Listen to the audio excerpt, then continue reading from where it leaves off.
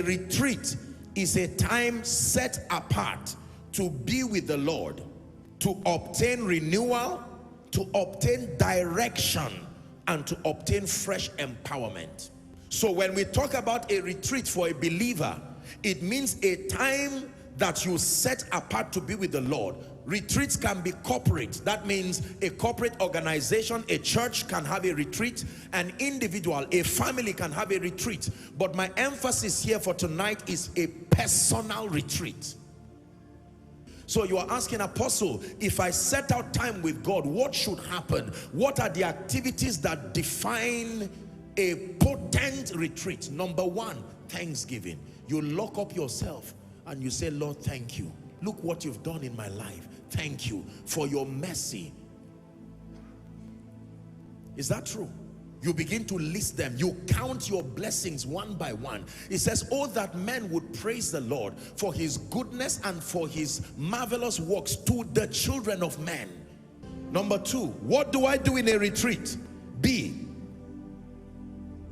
an honest appraisal of the year or the season. An honest appraisal. This is the second thing you do in a retreat. An honest appraisal. Appraisal is spelled A-P-P-R-A-I-S-A-L. A-P-P-R-A-I-S-A-L.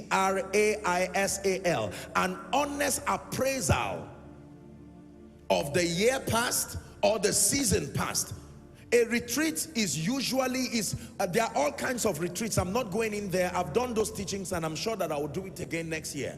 But just for you to know that there are periodic retreats weekly, there are monthly retreats, but there are strategic retreats at defining moments in your life, like maybe birthdays or end of year like we have it now, because a major season is changing in your life. When you take out time to be thoughtful and to appraise the year, you appraise the year against a number of parameters. Number one, your spiritual life. I'm just listing them. Number two, your mental transformation. Number three, your health and your wellness. Number four, purpose and your assignment. To what degree did you advance on that wise? Number five, your finances. Number six, your relationships. There are indices that you use to appraise yourself. Don't just get there and say, did I make money this year? Yes, I think it was a nice year. No. Number three, what do you do during a retreat? I hope I've not lost you. What do you do during a retreat? A retreat is a moment to get direction for the next season. Please write it down. When you're done with appraisal, next is direction. Direction. Your retreat is not over if you come out confused, because that is the assignment of that place. Number four, what should happen in a retreat? Are you ready? Planning and resolutions for the next year. When you obtain direction from God, it is now time to plan. Planning and resolutions for the next year. So you have opened up yourself for appraisal. You know what is right and what is wrong. You have obtained direction from God. It's now time to plan. I think it's God's servant, Bishop David Oyedepo, that said, praying without planning is playing without knowing.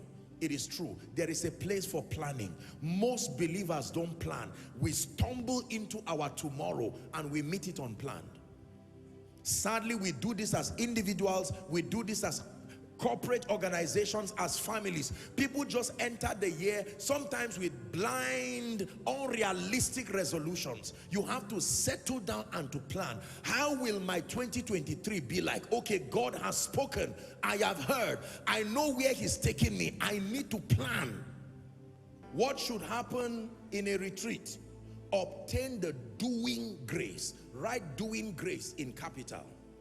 Your retreat is not complete until you obtain the doing grace.